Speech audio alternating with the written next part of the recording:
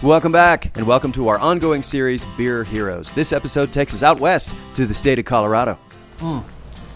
Welcome back to the Happy Hour, guys. Welcome to the gorgeous Aspen, Colorado, and the Aspen Brewing Company. We want to thank Aspen Brewing Company for letting us be here today. For those of you who follow the show on a regular basis, you know that Mark Aldrich and myself, Jimmy Ludwig, are both Broadway actors. Well, Mark is on Broadway right now. He wasn't able to be here, and he's eating his heart out because I get to be in Aspen for the summer doing a production of The Full Monty at Theater Aspen, thus the extra facial hair.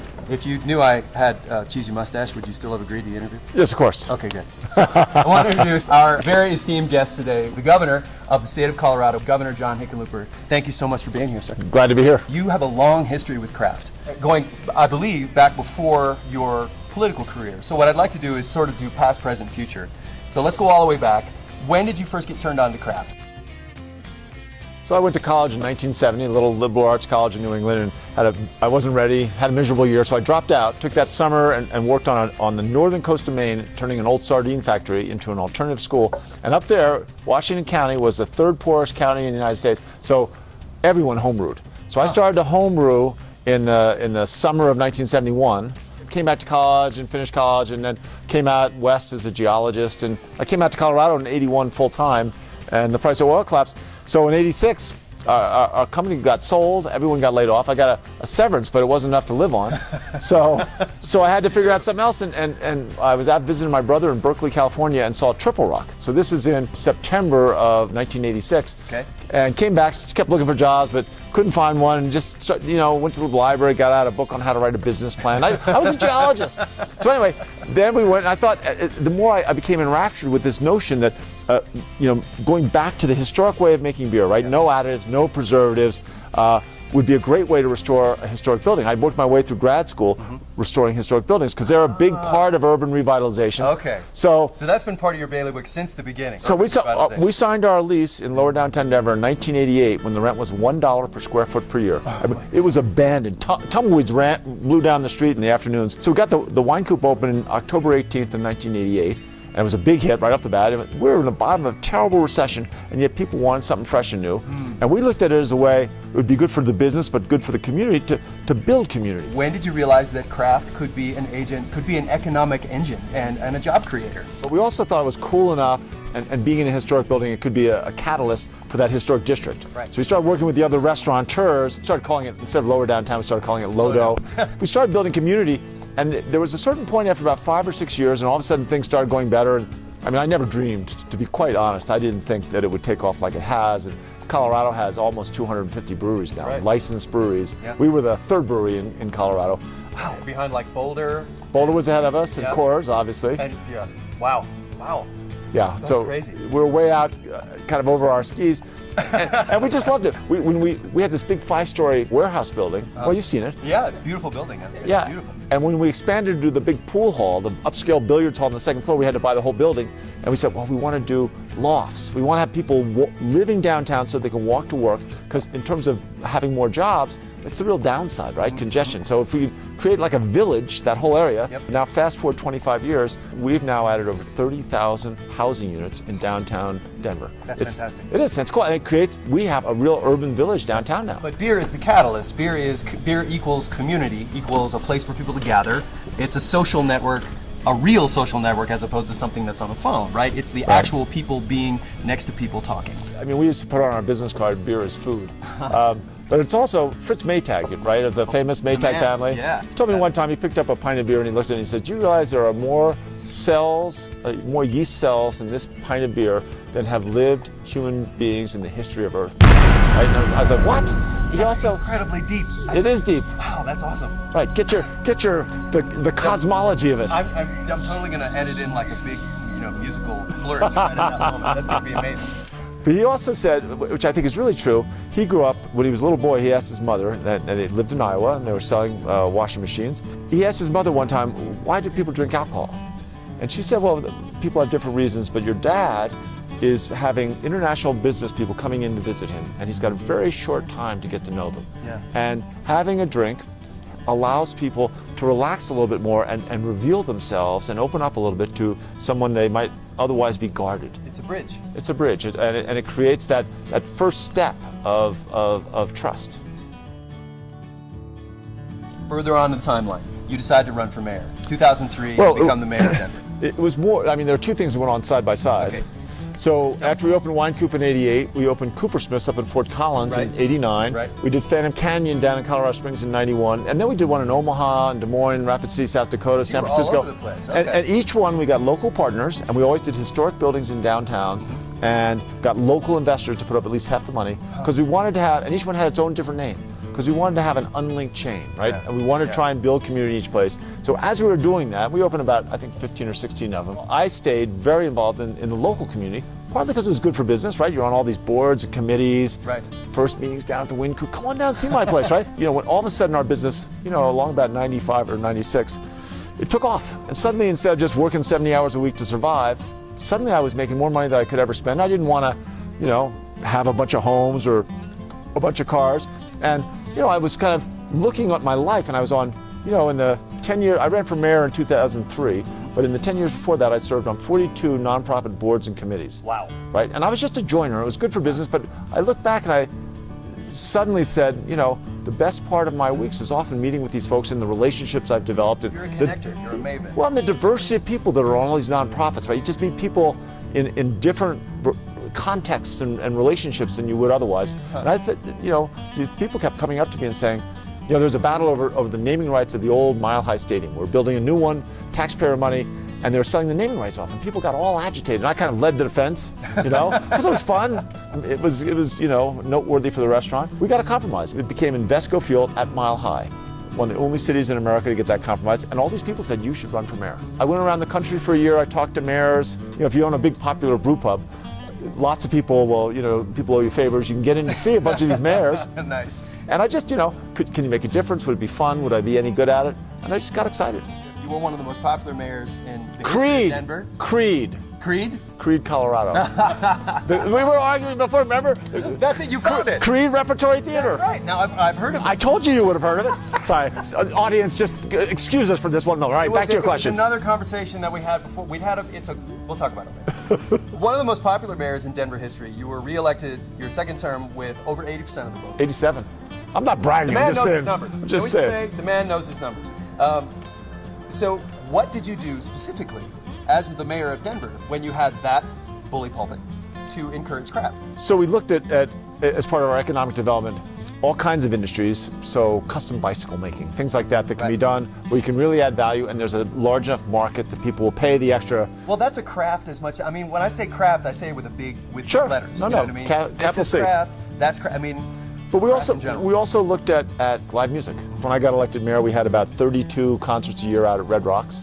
When I left, it was almost 100. I think it is 100 now, concerts a year. And the average attendance continued to go up. We really looked at, you know, the local rock and roll stars, right? One Republic, Ryan Tedder did Counting Stars, and Isaac Slade and Joe King from The Fray, and you know, Wes Schultz from Lumineers. All these guys are in and around Denver along the Front Range of Colorado, and they love being in Colorado. And we started trying to leverage that and say, listen, if you're a young entrepreneur and you're going to build not just your business but your life somewhere, look at Colorado, because it's relatively affordable to live here. You have great quality of life, a great workforce to help you build your business, and you know, look at the music, look at the mountains, look at all the parts of the lifestyle. So that's part of craft too.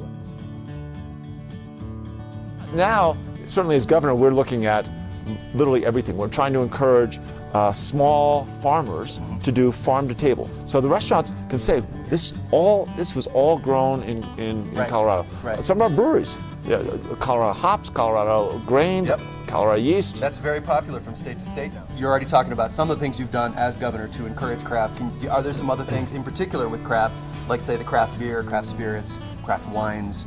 You know, is there anything that you guys have been working on? Well, the West Slope, especially around Palisade, Colorado, is some of the best grape growing environments. So they never took it seriously. There was always a little wine growing, but we've really been pushing that. So now we have, I don't know how many wineries we've got, but over 50, probably closer to 100 now. Wow, that's great. We have craft distilleries. I think we're first or second in the country in terms of per capita craft distilleries. On a per capita basis, I'm pretty sure we're still number one in terms of breweries. So all those kind of young lifestyle decisions. I mean, part of this is part of why we legalized marijuana. All right, we just want to make one thing perfectly clear. We were not going to touch the legalization of marijuana in Colorado. And while we think the prohibition of just about anything is fairly silly, we, out of respect, we're going to stay away from it. The governor brought it up, and he makes some great points.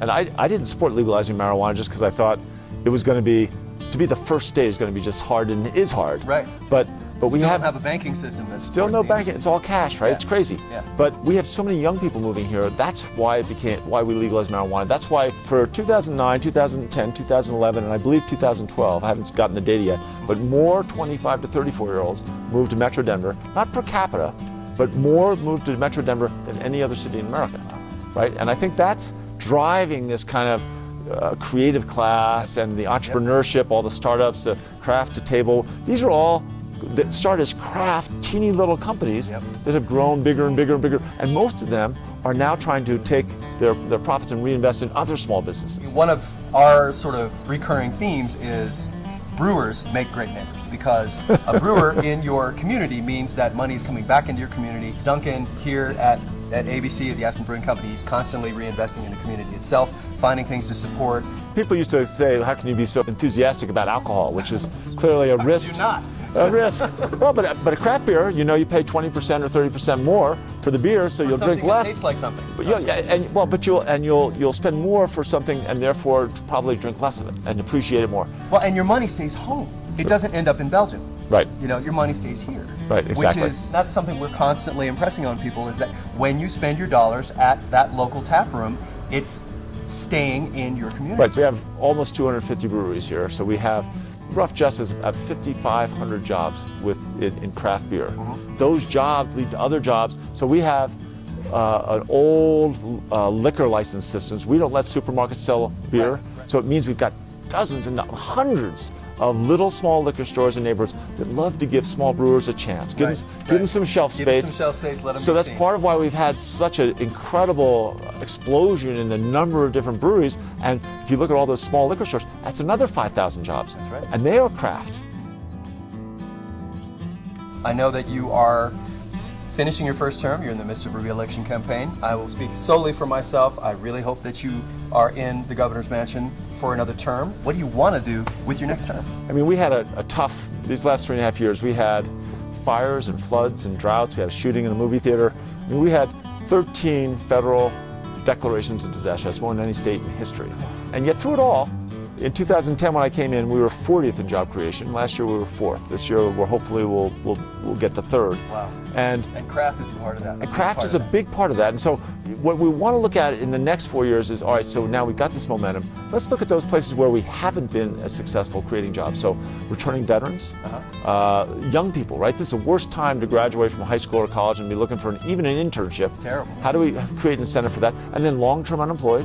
Right? We've got almost a third of our unemployed have been out of work over 12 months. And I was out of work for 2 years. It changes, when you've been out of work over a year, it changes how you look at your family and your neighbors. Mark and I are actors. We know exactly. We lose every job we ever get. That's the way our industry works. It is. It's tough. Yeah. It's very tough. And so we want to look at long-term unemployed, and then also the people that are differently abled. So especially people with intellectual disabilities of one sort or another. Yeah. Oftentimes they can have a job. It can't be, there might be some limitations on the job. But we want to take those 4 populations and say, how do we within our business community create a program that's really going to give them a fair chance? Try and convince businesses that, if you hire 10 people next year, at least one of them should be from one of those 4 categories. That's terrific. So that's part of it. I mean, obviously we're a lot more we're to the go. thinnest state in America. We want to be the healthiest state. And we're going to have a great second term. We travel all over the country. We've shot this all over the United States and in other nations as well. Some states get it. Colorado definitely gets it as far as craft goes. Some states don't. So if you were to speak to the audience and say, if you're looking to get a brewery or a craft industry in your community, how do you go about it? What's the advice? Well, I would say craft creates, right? Craft creates jobs. I don't know a single governor, and I know them all. I'll be the chair of the National Governors Association this coming year. That's right. And I don't know anyone who doesn't care about jobs. And again, you don't have to spend a lot of money to encourage craft, expansion and development. So the real thing is just to become aware of what the obstacles are. A lot of times it's just too much red tape to get a business started. Sometimes there's difficulty with access to capital. I think we're now close to one of the top states for access to capital. All those things, if done properly, allow craft to take hold and dramatically grow. if you're helping entrepreneurs and small business, you're helping craft. Absolutely, absolutely. Lastly, I know that you recently installed a draft system in the governor's mansion. Can you talk about that for a second? I'm the first professional geologist to be a governor of a state in the United States in history. We can't find another one.